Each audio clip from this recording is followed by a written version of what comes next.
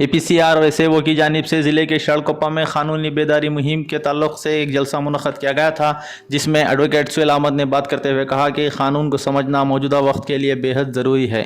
क़ानून की खिलाफ वर्जी करने पर हम ये नहीं कह सकते कि हम क़ानून नहीं जानते।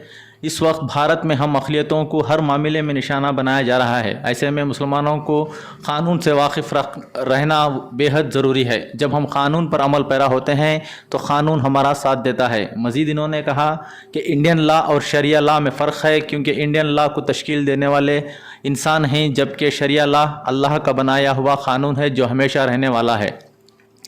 जलसे में मज़ीद एक मुक़र्रर ख़ुसूसी एडवोकेट श्रीपाल ने मौजूदा हालात में अक़लियतों के हुकूक़ के सिलसिले में बात करते हुए कहा कि मुल्क के अक़लियती होने का मतलब ये नहीं कि वो जुल्म सहते रहें, बल्कि क़ानून का सहारा लेकर अपने हक़ के लिए आवाज़ उठाएँ। सहाफ़ी मुदस्सिर अहमद ने भी इस वक्त जलसे में बात करते हुए हालत हाजिरा पर अपनी तकरीर पेश की। इसमें कहा कि इस वक्त मुल्क के हालात नहायत संगीन हैं। इन हालात में मुसलमानों को हिकमत और सब्र के साथ काम करने की ज़रूरत है। ख़ासकर नौजवान तबके को चाहिए कि वो जज्बात में आकर काम ना करें, क्योंकि जज्बात में काम करने से नतीजा नहीं निकलता बल्कि नुकसान हमारा ही होता है। मौजूदा हालात में नौजवानों को चाहिए कि वो मीडिया का हिस्सा बने और जुडिशल सिस्टम का भी हिस्सा बने, तो आने वाले दिनों में हमारा मुस्तकबिल बेहतर हो सकता है। ब्यूरो रिपोर्ट, इनकलाब न्यूज़, शिमोगा। ये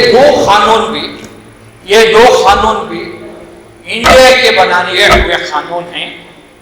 इसके तहत सिविल और क्रिमिनल में इसके तहत जो भी क्राइम करता है उसे पनिशमेंट है। प्रोसीजर क्रिमिनल प्रोसीजर कोड में है। ये दो तो हमें जरूरी है। ये हुकूमत का है, हुकूमत ने बनाए हुए कानून है, उसमें हमें उसके तहत हमें चलना है, क्योंकि हमें दीन इस्लाम की पे चलने वाले हैं, अल्लाह सुब्हानो तआला के हुक्म को मानने वाले हैं, हजरत मोहम्मद मुस्तफ़ा सल्लल्लाहु अलैहि वसल्लम की सुन्नत पर चलने वाले हैं। हमारा जो कानून है शरीयत ला है।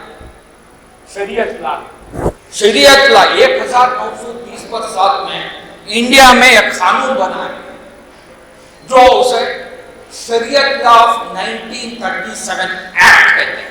1930 के एक्ट 1930 शरीयत एक्ट। शरीयत एक्ट में क्या है, जो भी कानून के मसले हमारे दरमियान हैं, जो हमारे दरमियान हमें दीन इस्लाम पे चलने वाले हैं, वो प्रॉब्लम्स जो हैं, मैरिज, शादी, डिवोर्स और गिफ्ट, विरासत, वसीयत, वक्फ और ये दीगर तमाम जो है शरीयत एक्ट के तहत आज भी कानून में कोर्ट में फैसला होता है। विरासत का मसला जो आया, शादी ब्याह का मसला आया, और ये वक्त प्रॉपर्टी का जो मसला आता है, जो वो पूरे तमाम शरीयत लॉ के तहत फैसला होता है कोर्ट में। शरीयत का कानून क्या, जो कुरान में क्या है वो, जो हदीस में क्या है वो, हुजूर की सुन्नतें क्या हैं वो, और इजमा जो है, जो फैसला पहले कर सकते हैं करके इजमा, वो फैसला वो शरीयत एक्ट के तहत ही होता है। मैं आप सब लोगों को ये बताना जरूरी समझता हूं डिफरेंस क्या है इंडियन लॉ और शरीयत लॉ का। डिफरेंस क्या है? इंडियन लॉ जो है, अब मैंने जो बताया, सिविल प्रोसीजर कोड और इंडियन पीनल कोड और दीगर तमाम है, कॉन्ट्रैक्ट एक्ट है, प्रॉपर्टी एक्ट है, वो सब मैन मेड लॉ है। मैन मेड, आदमी बनाया हुआ कानून है। शरीयत लॉ जो है बनाया god made law, god made law, अल्लाह का बना हुआ कानून है। अल्लाह का जो कानून बनाया हुआ है वो कभी गलत नहीं होता, परमानेंट है, उसे चेंज नहीं कर सकते, ता क़यामत तक वैसे ही रह सकता है। खुदा का कानून कोई भी चेंज कर सकता क्या? बिल्कुल नहीं। जो शरीयत लॉ में है, जो कानून है, वो परमानेंट है, चेंज अमेंडमेंट नहीं करते, चेंज नहीं कर सकते, वीक नहीं है,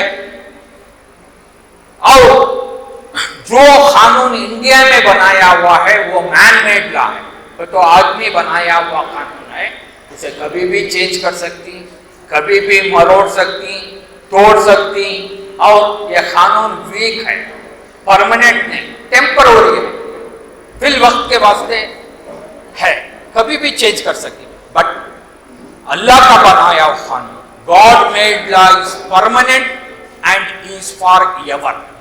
और कोई भी हुकूमत हम दे, कोई भी ये हम दे, उसे चेंज नहीं कर सकते, बिल्कुल चेंज नहीं कर सकते। सो जो मैटर शादी ब्याह, वक्फ की प्रॉपर्टी, विरासत, वसीयत, ये सब मामले जो है शरीयत एक्ट के तहत ही होना जरूरी है। मुझे जो मौका दिया गया है ज्यादातर कंसंट्रेट करने का, बेसिक नॉलेज आप सबको जो होना है उसके बारे में, क्रिमिनल नॉलेज क्या है। फर्स्ट एफआईआर, एफआईआर क्या है? ये एफआईआर को फुल अब्रीविएशन जो है first information report, first information report है। फर्स्ट इंफॉर्मेशन रिपोर्ट जो है, ये रिपोर्ट जो है ये एक डॉक्यूमेंट, पुलिस के बनाया हुआ एक डॉक्यूमेंट है। जब भी कोई क्राइम होता है, वारदात होती है, तो फर्स्ट इंफॉर्मेशन जो आता है वो पुलिस को जाता है। अब फर्ज करो हमारे आंखों के सामने कोई एक्सीडेंट हुआ, कोई चोरी हुई, कोई वारदात हुई, तो हमें किसे अप्रोच करते? फर्स्ट पुलिस को, पुलिस स्टेशन को, नहीं तो पर्सनली जाके देती, इन्फॉर्म करती, नहीं तो टेलीफोन मैसेज में ये करती। सो जो टेलीफोन में उनको इंफॉर्मेशन जाता, नहीं तो जो वारदात हुई उसका आंखों देखा विटनेस जो है वो जाके पुलिस स्टेशन को जो बताता है, वो फर्स्ट इंफॉर्मेशन रिपोर्ट है। ಕಳೆದ 15 ದಿನಗಳ ಹಿಂದೆ ಶಿವಮೊಗ್ಗದಲ್ಲಿ ಇಬ್ಬರು ಮುಸ್ಲಿಂ ಮೇಲೆ ಒಂದು ಕೇಸ್ ಆಯಿತು. ಏನಂದರೆ ಅದು ಕೌನ್ಸರ್ ಆ್ಯಕ್ಟಲ್ಲಿ ಕೇಸ್ ಆಗಿತ್ತು. ಆ ಕೌನ್ಸರ್ ಆ್ಯಕ್ಟಲ್ಲಿ ಕೇಸ್ ಅಂದರೆ ಗೋಮಾಂಸವನ್ನು ರೆಡಿ ಮಾಡಿ ಆಟೋದಲ್ಲಿ ತೆಗೆದುಕೊಂಡು ಹೋಗ್ತಾ ಇದ್ರು. ಇವರನ್ನು ನಾವು ಹೋದಾಗ ಒಬ್ಬ ಆರೋಪಿ ಓಡೋದು, ಆಟೋ ಚಾಲನೆ ಮಾಡ್ತಕ್ಕಂಥವ್ರನ್ನ ಹೆಲ್ಮೆಟ್ ನಮಗೆ ಅಂತೇಳಿ ನ್ಯಾಯಾಲಯದ ಮುಂದೆ ತಂದು ಹಾಜರುಪಡಿಸೋದು. ಈ ನ್ಯಾಯಾಲಯದ ಮುಂದೆ ಹಾಜರುಪಡಿಸಿದಾಗ ಅಲ್ಲಿ ನ್ಯಾಯಾಧೀಶರು ಕೇಳ್ತಾರೆ, ನಿಮ್ಮಲ್ಲಿ ಯಾವಾಗ ಅರೆಸ್ಟ್ ಮಾಡಿದ್ರು, ಎಷ್ಟು ಗಂಟೆ ಮುಂದೆ ಅರೆಸ್ಟ್ ಮಾಡಿದ್ರು, ನಿಮಗೇನಾದರೂ ಅವರು ದೈಹಿಕವಾಗಿ ಟಾರ್ಚರ್ ಕೊಟ್ಟ, ಹೊಡೆದ್ರ, ಇದನ್ನೆಲ್ಲ ಕೇಳ್ತಾರೆ. ಕೇಳಿದಾಗ ಅವರು ಏನು ಹೇಳಿದ್ರು ಅಂದರೆ, ನನಗೆ ನಿನ್ನೆ ಸಂಜೆ ಅರೆಸ್ಟ್ ಮಾಡಿದ್ದಾರೆ ಎಷ್ಟು ಅದನ್ನೇ ಬರ್ಕೊಂಡ್ರು.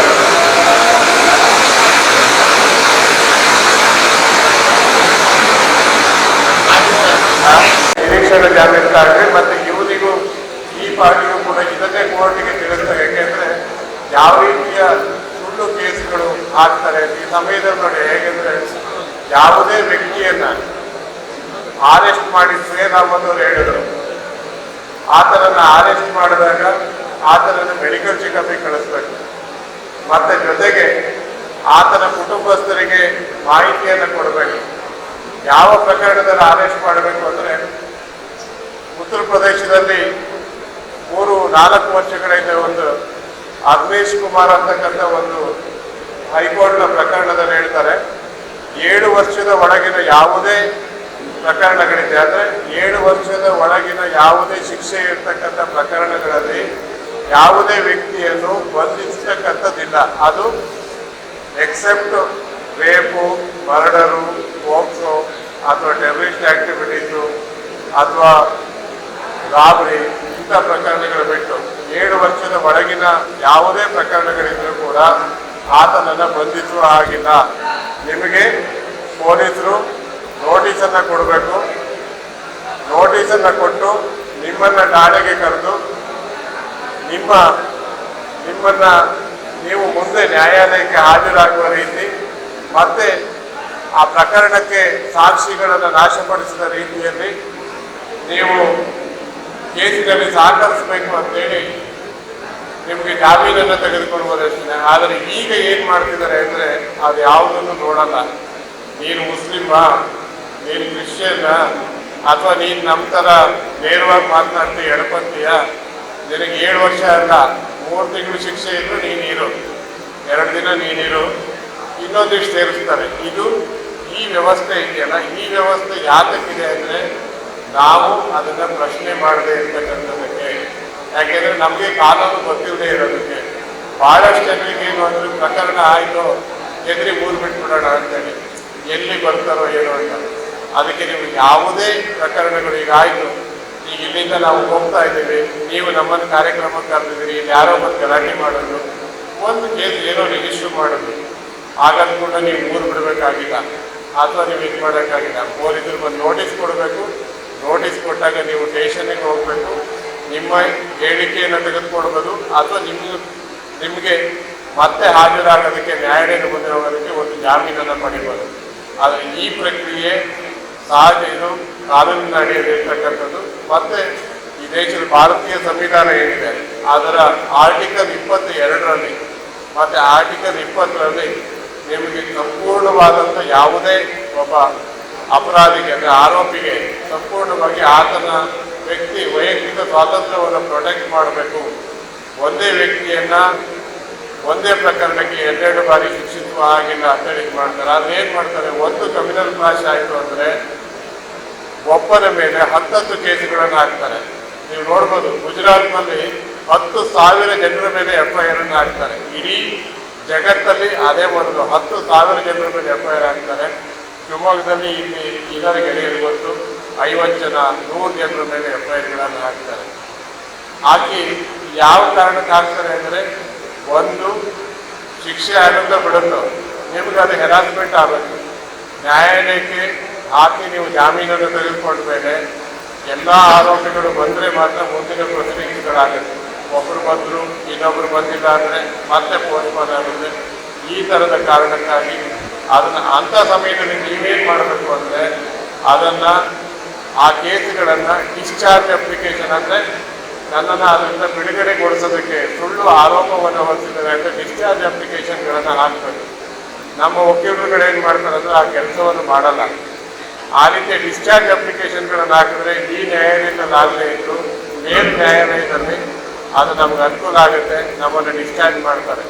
ಈಗ ನಮ್ಮ ಮೇಲೇ 2009ರಲ್ಲಿ 9-10ರಲ್ಲಿ ಗೋ ಹತ್ಯೆ ನಿಷೇಧ ಕಾನೂನನ್ನು ತರಕೊಳ್ತು. ಆವಾಗ ನಾವುಗಳು ಇಲ್ಲಿ ಜಿಲ್ಲಾಧಿಕಾರಿಗಳ ಕಚೇರಿಯ ಮುಂದೆ ಗೋಮಾಂಸವನ್ನು ಸೇವನೆ ಮಾಡುತ್ತೇವೆ.